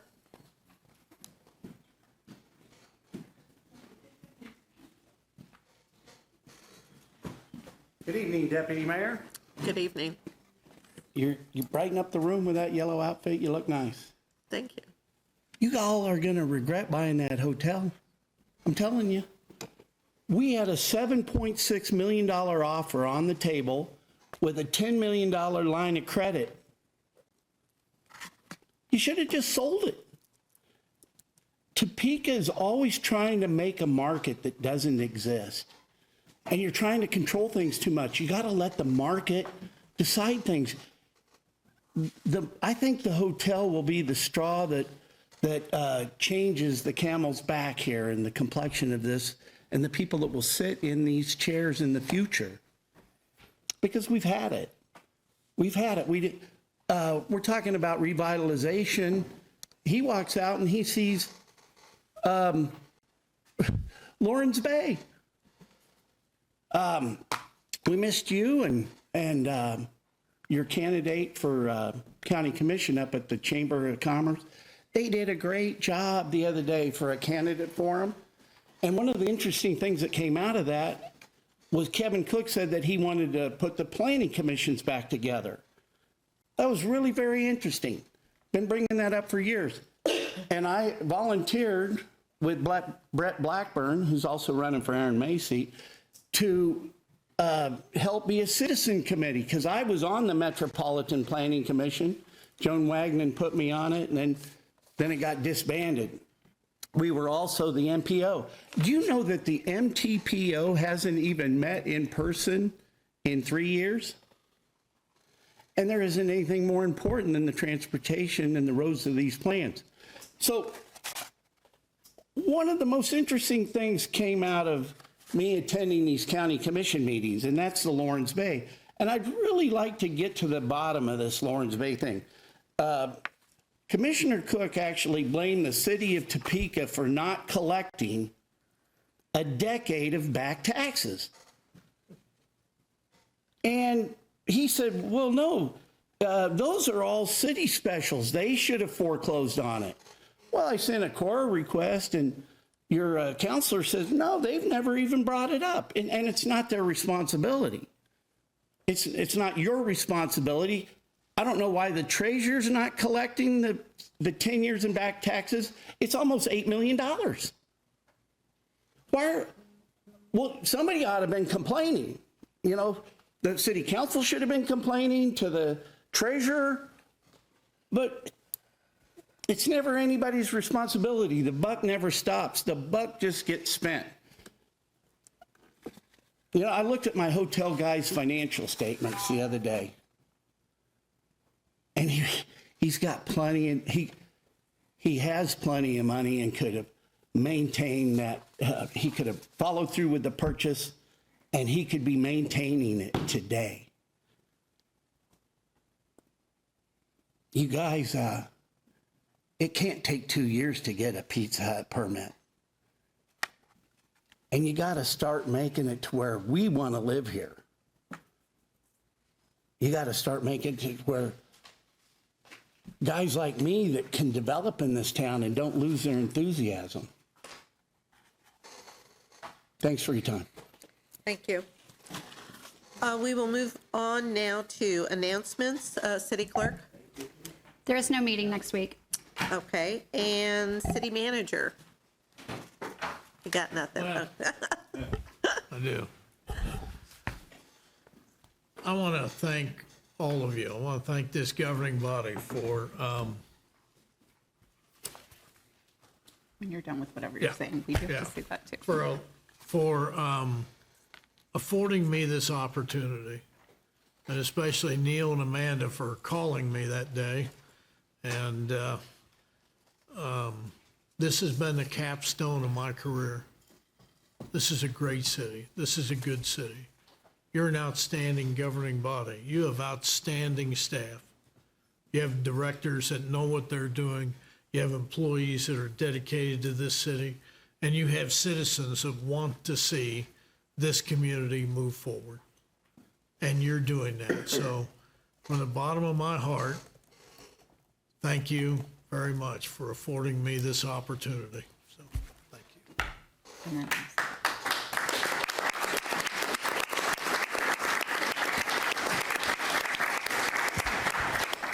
I'm going to actually miss this prompting because I don't get that at home.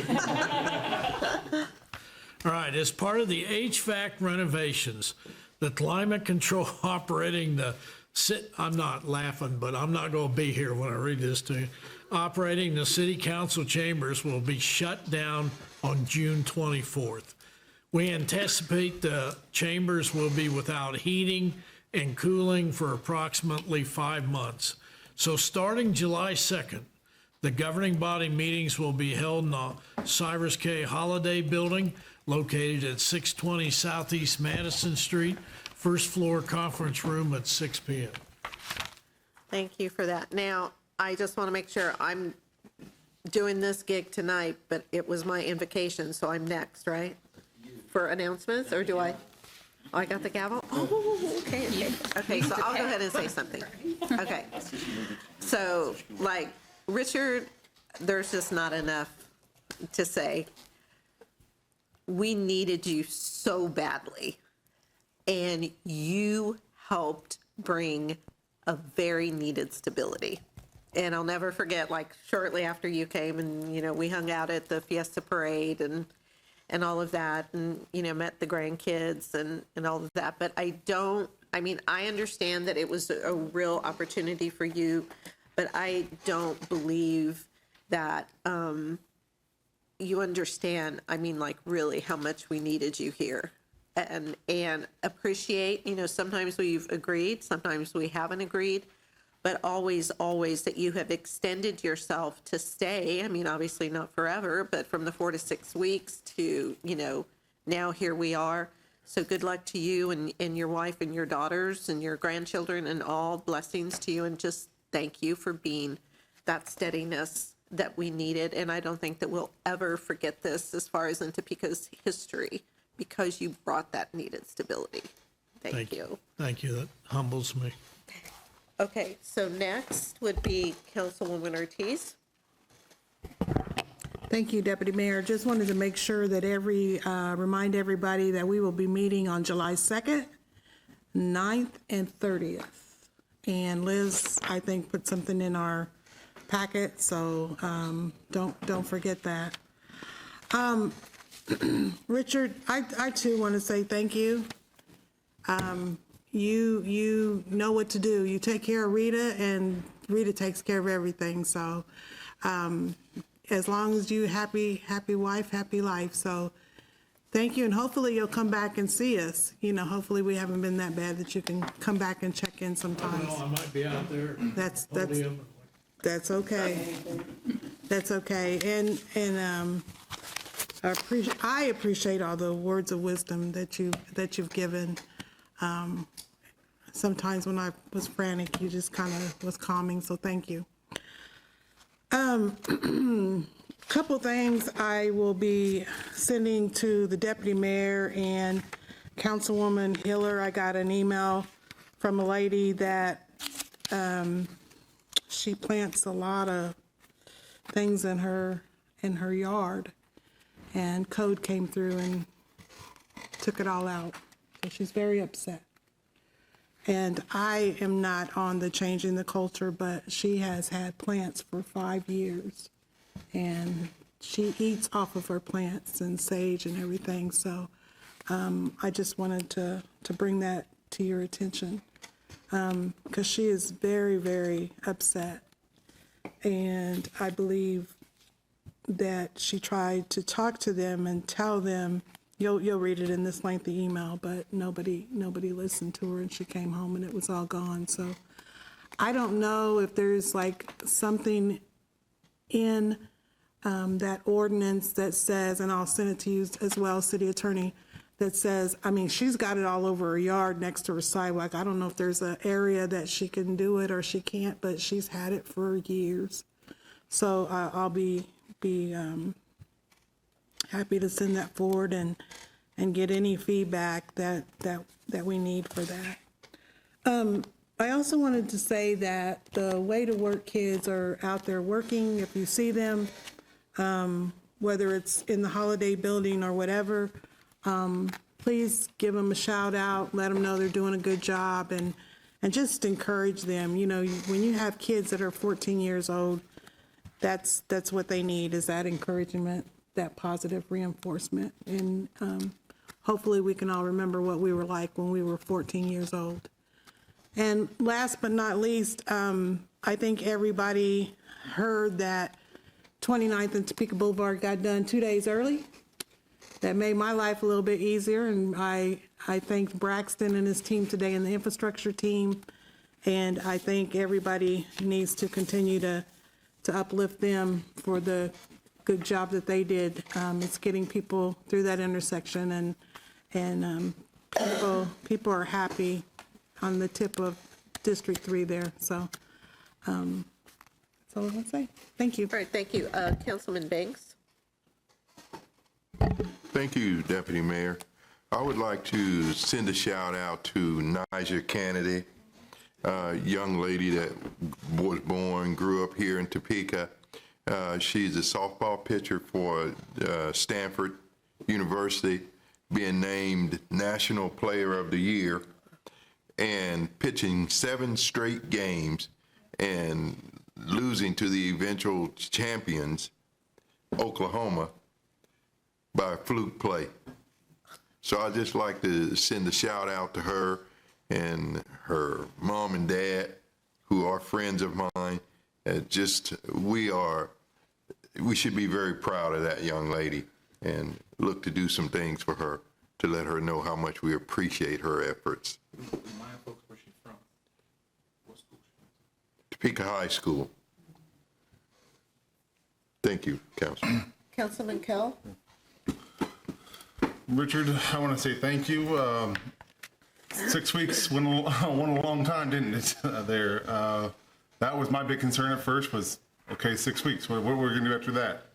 Yeah, I just want to say thank you for agreeing for the 6 weeks and continuing to go on. Thank you to you, your wife, your family, because there's probably a lot of plans set in place before you took this job that had to be pushed back. As we mentioned before, the stability allowed us to take our time and find our next city manager without rushing the process, without feeling like we were trapped in trying to find someone new. So thank you for that. As Councilwoman Ortiz mentioned, remember what it's like to be 14. I was in that situation where luckily I took the right turn and not the left turn, or else my life would be very different. And there's several good organizations out there that I was going to mention this earlier anyways, that out there that get your kids involved in stuff this summer. Just someone sit around and hang out, because kids get bored. When people get bored, they do stuff that's maybe not within the rules. There's great organizations out there with the Boys and Girls Club, with the library. Councilman Miller runs the First Tee program. I did not pay him to say that.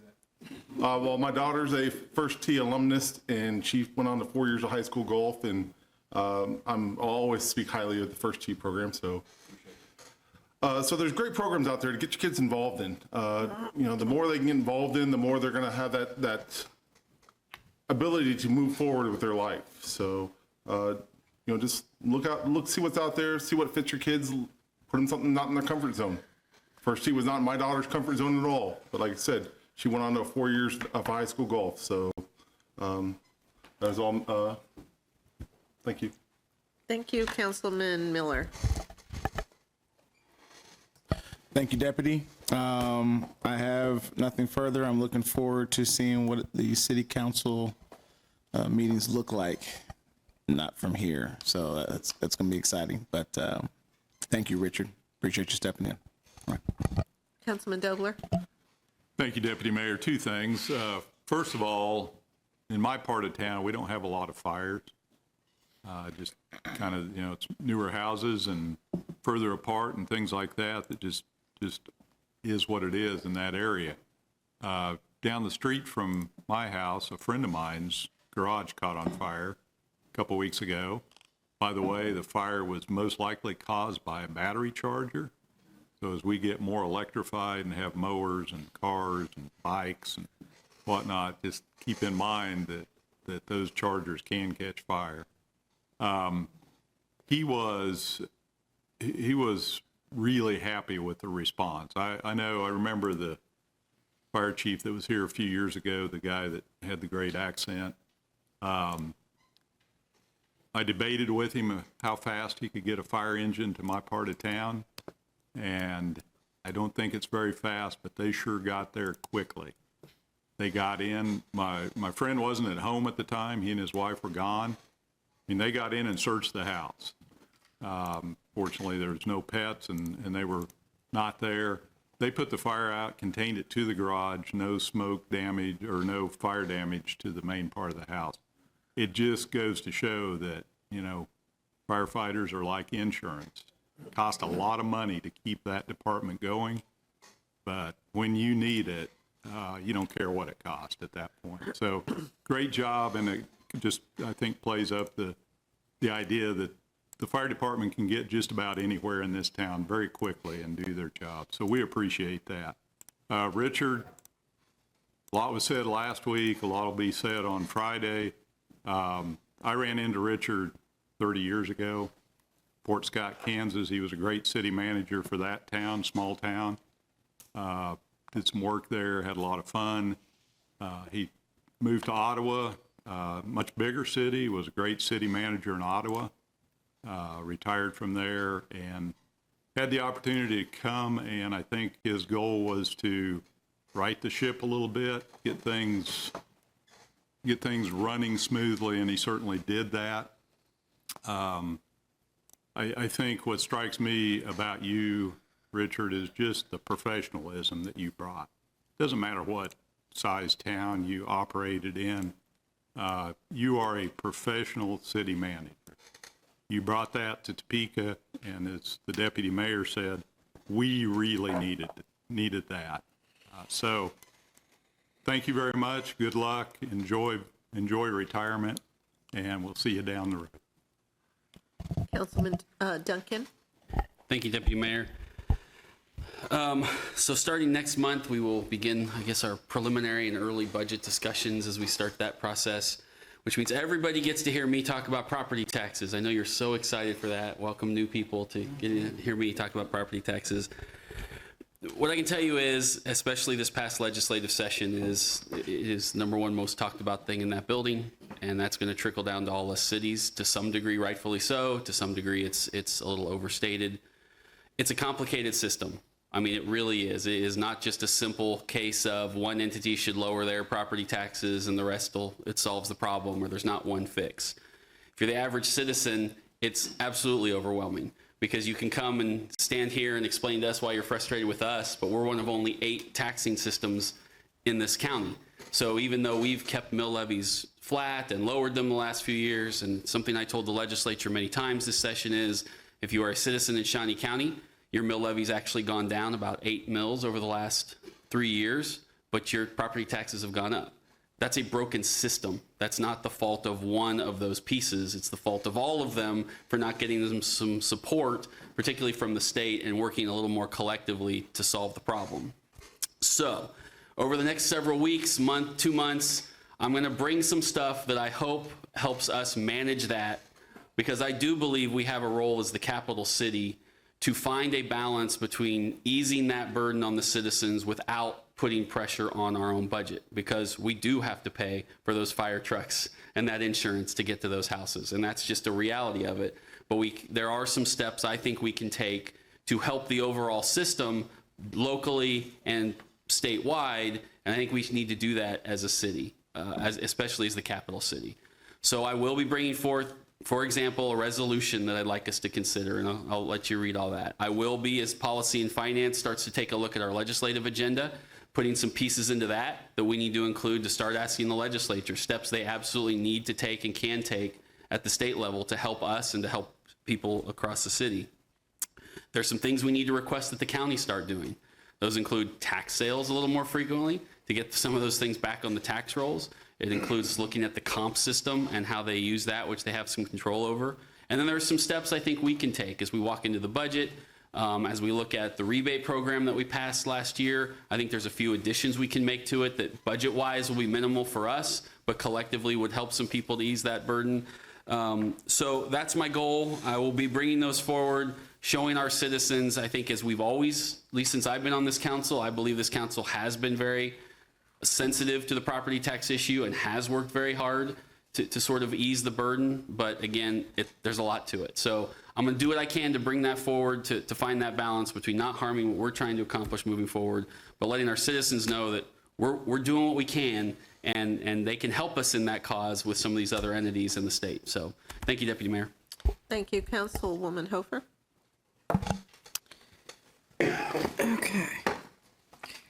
I have a couple things tonight. The first one is I would like to let everyone know that the Fire Department Citizens Academy is coming up, and they're taking applications right now. It runs for about 6 weeks, starting on August 1st to September 5th, and that's every Thursday evening. And I can't do it this time. I'll try and do it next time, but I've learned a lot in the 2 citizen academies I've gone to, and I think it's a very well-spent evening learning about the different departments in the city. Number two, June 22nd is the 50th anniversary of the rainforest at the Topeka Zoo. They're going to have some special events all day long, and I have an attachment to that building because my dad did the structural design for it, oh my gosh, 60 years ago. And it's a special building to my heart. And so anybody who wants to get out and see the rainforest, they have some new animals that have moved in, and it's just a unique building that there really are very few in the U.S., and we have one. And that's all I've got. Thank you. First one. Councilwoman Hiller. Thank you, Deputy Mayor. Just have a couple of things. One, I wanted to do a shout out to the Juneteenth celebration group. That is a fabulous group in Topeka that's worked very hard to put together Juneteenth celebrations. If people aren't familiar, Juneteenth, June 19th is the anniversary date from when all of the former slaves finally, at least officially, learned that they were emancipated 2 years after emancipation occurred in this country. We've got a growing group. They've already had the beauty contest and the grand opening. Unfortunately, the weather forecast for tomorrow, which was to be the parade, was bad enough and has sustained that they will be postponing it. So watch for news of both the parade as well as the all-day event for later on this year. But again, shout out to that team. Second thing I wanted to mention, we talked about Huntoon. We voted on the Huntoon planning earlier. There, given the conversation we had a couple of weeks ago, the chance for any citizens to come and talk about what worked and perhaps what didn't about 12th Street is this week on Thursday evening at 5:30 at the library. Personally, I supported it all along. Lots of people did. But you always worry about how things will work out. I love it. You can go all the way from Washburn to Wanamaker with 2 stoplights, and there's nothing else you can do that on except the interstate. But there are lessons learned always, and as we consider moving forward to Huntoon, I encourage anybody with thoughts or comments to come to that 12th Street review this week. At, again, 5:30 at the library on Thursday evening. And last, from me too, thank you, Richard. You gave up a lot to spend that year with us, and you've been vigilant always, and always available, and it meant a lot. Thank you. That's it. Thank you. Thank you, Councilwoman.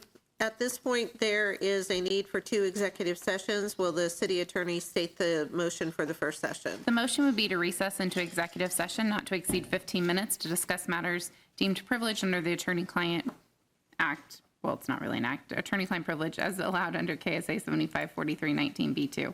The open meeting will resume in the city council chambers. The following staff may be necessary to assist the governing body in its deliberations: City Attorney Stanley, HR Director Foster, and other staff the governing body finds useful. Okay, is there a motion? Councilman Kell, second. Councilman Hiller, and do we do the board or just say aye? You just say aye. Okay, all in favor, say aye. Aye. All opposed, no? No. All right, we have the votes needed. Do we take a 10-minute break? So we will be back at 7, let's just say 8 p.m. There you go.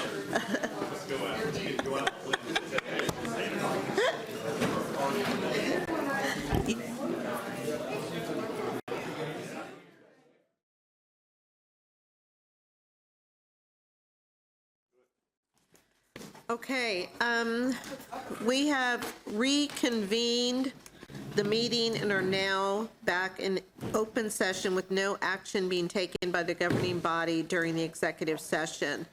There is a need for one more executive session this evening, and will the city attorney state the motion? The motion would be to recess into executive session not to exceed 45 minutes to discuss employer-employee negotiations relating to one or more unions as justified by KSA 754319B3. The meeting will resume in the City Council chambers. The following staff may be necessary to assist the governing body in its deliberations. Interim City Manager Neinstedt and other staff he deems necessary. Thank you. Motion? Councilman Kell, second. Second. Councilman Miller? Sure. All in favor, say aye. Aye. All opposed? No. No. Okay. Is there enough that we need a division or? I already actually said yes, technically. So, It's the chair's call. okay, so we are going into executive session then.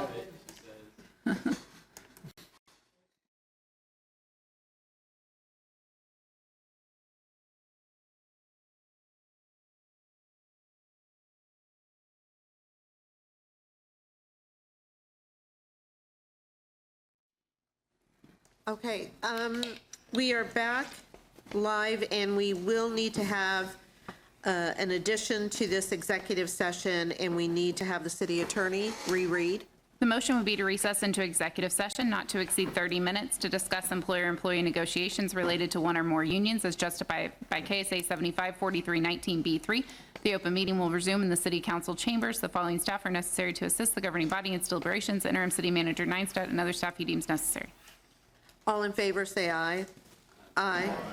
Opposed? No. Okay. We'll go back in.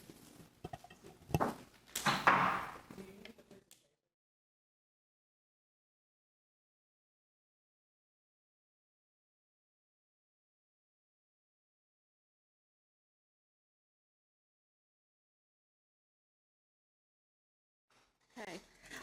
We have reconvened the meeting and are now back in open session with no action being taken by the governing body during the executive session. So if there's no further business appearing before the governing body, this meeting is adjourned.